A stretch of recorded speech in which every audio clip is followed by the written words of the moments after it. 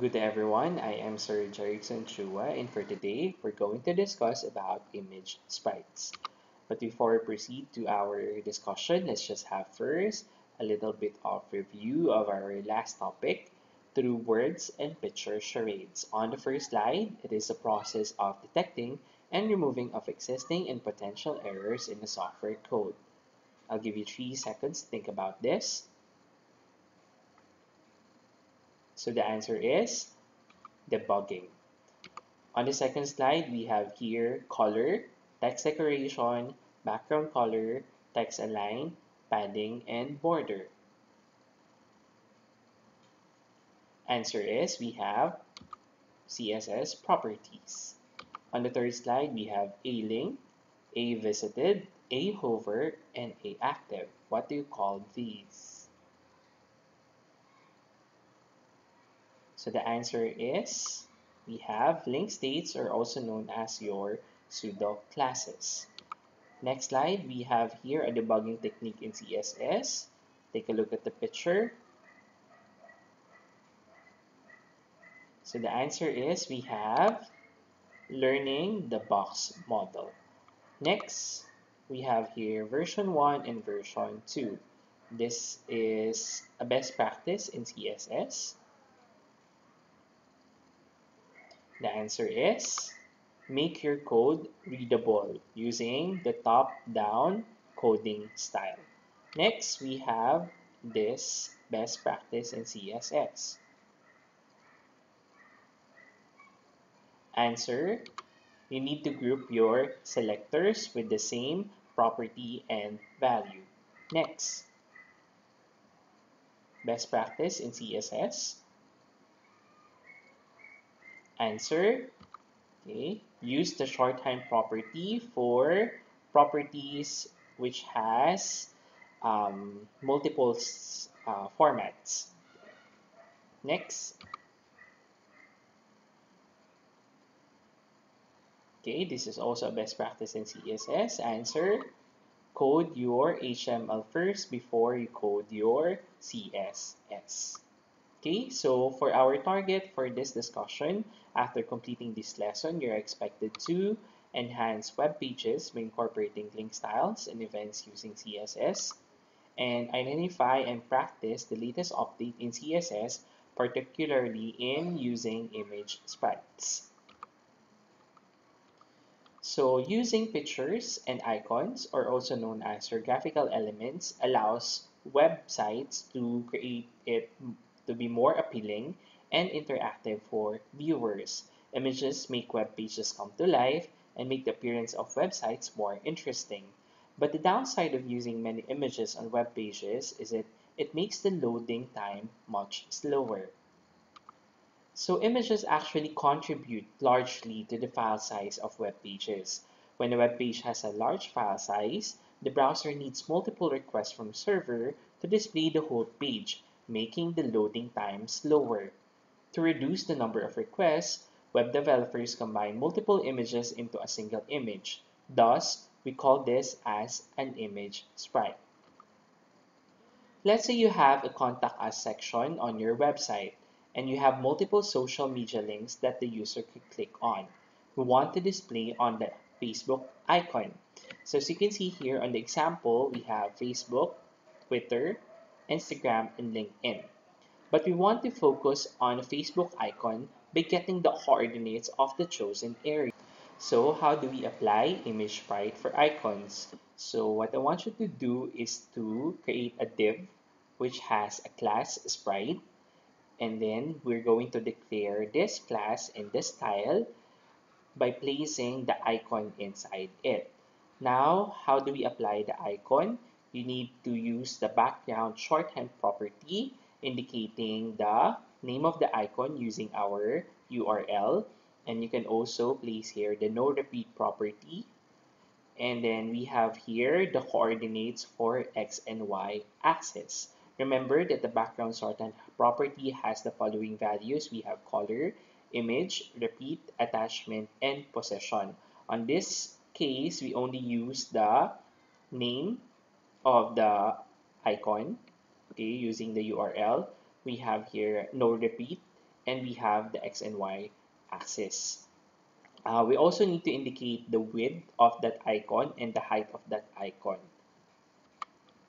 So the image is set as the background of the div tag, but instead of having the whole image as the background will start at 182 pixels to the right and 91 pixels down from the top left corner of the image.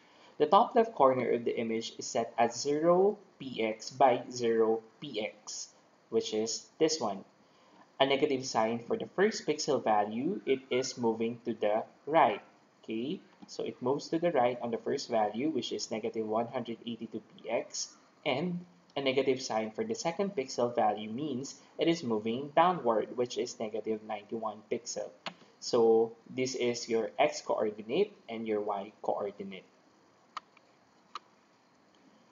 So in order for you to apply image sprites, you need to keep in mind three things. Number one, we must be precise in the values that we need. Number two, we must know the exact location of the starting point of the portion of the image that we want to use. And number three, we must have a correct value for the height and width of the portion that we want to use. Now, the question is, how can you get the exact values? And is it by estimation or trial and error? Now, for you to really understand how we get image right, I want you to access this link, https://bit.ly/49guzqt to download two images, which is a PNG file and a JPEG file. With the help of the web browser, it can help us automatically generate the CSS background positions of image sprites. So what I want you to do now is to pause this video and access the link and download the two images. Now, once you have downloaded those two images, I want you to access www.sprite.com for you to upload the image and select the area that you want to generate a CSS code. The CSS code will show at the bottom of the page. So what I want you to do now is to follow my instruction and go to spritecow.com. Okay, once you are here, you can open the image. And let's open first the icon.png. Okay, so the icon will be here. You have to make sure that it has no background. Um, the PNG file indicates that it has no background if you see the gray and white um, gray and white uh, boxes at the background.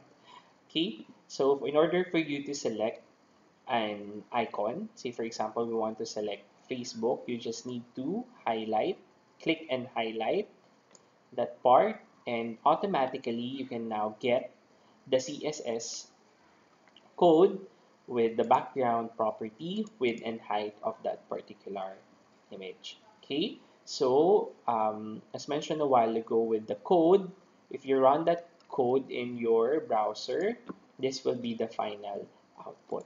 So let's take a look at the code. Here, this is the class sprite, and then you just need to copy paste what's on this. You just need to copy this and paste it on your code. Okay, and then you can now get this final output. Okay, so that's how easy implementing image sprites on your website. Now let's proceed on using image sprite for animation. Another way that image sprites can be used is in animation. Let's say we want to animate the image in figure 4. It is a frame-by-frame shot of a girl walking with the arms swinging. Another example, as you can see here, we have an image of a bird which has multiple frames, and our goal is to create this kind of animation. So how do we do this kind of animation using sprites? So same implementation with the icons a while ago, you just need to declare a particular class for that image, and then you're going to use sprite cow again to get the height and width of the images. As you can see here, the width is 97 pixel by 194 px. And then inside the sprite, you're going to add additional property, which is animation. So inside the animation, we have values such as var name. Okay, that's the name of your particular variable. 1s, it means that the speed of your image will be by 1 second, and steps by 4 because you have 4 frames, as you can see here. And infinite, it means it's going to be a loop. Now, the add keyframes of our name is another um, property that we can use for implementing animation, which indicates the background position at 0 pixel, which indicates this side, and background position x negative 405, which indicates this side. It starts from 0 pixels going to negative 405. So we're going to use now the walking girl PNG file to get the width and height of each of the frame. So what I want you to do now is to go back to the sprite cow and open the walking girl.png file. And then what I want you to do is to click the pick background because it has a white background color. So you need to click that, and then you need to select the first frame by highlighting it. Now you will get here 97 pixel by 124 pixel, which is same as in our example. Okay, now the coordinates of getting negative 405, you just need to highlight the whole image.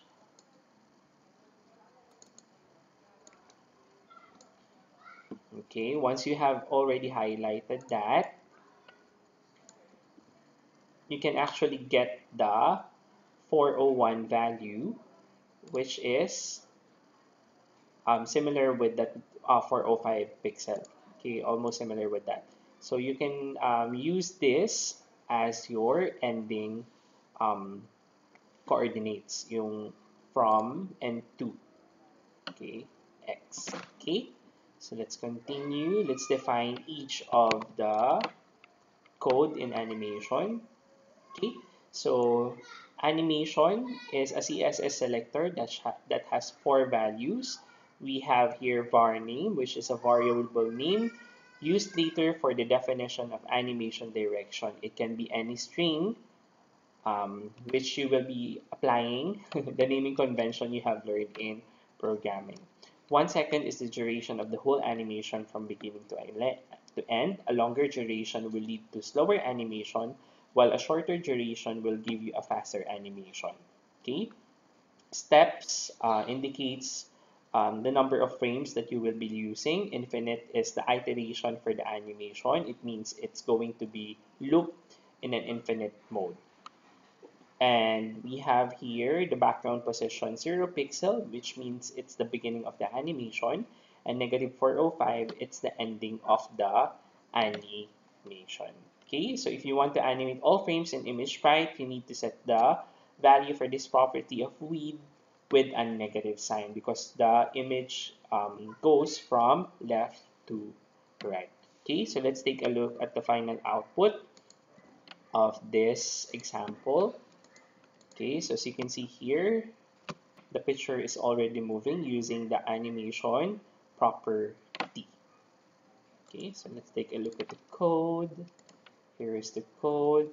So background, no repeat, 0, 0. We have the width and height, the animation property, which has 4 values, the keyframe, which has the var names, same as this one. This is the naming convention. And background position 0px, and then the end will be negative 405. So that's how you can add animations on your web pages.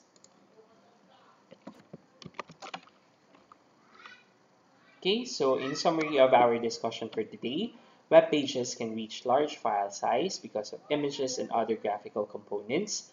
To reduce the number of separate files that could result in multiple client requests, images are combined into a single bigger picture or image. A single image only requires one client request from web page to load all images. The single image composed of multiple images is called an image sprite.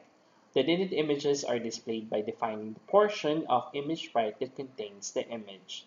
So, for our practice, what I want you to do is to access LG 7.3 and do the non-graded activity in which you're going to use the normal link, and upon hover, it will change from colored icon into the gray one.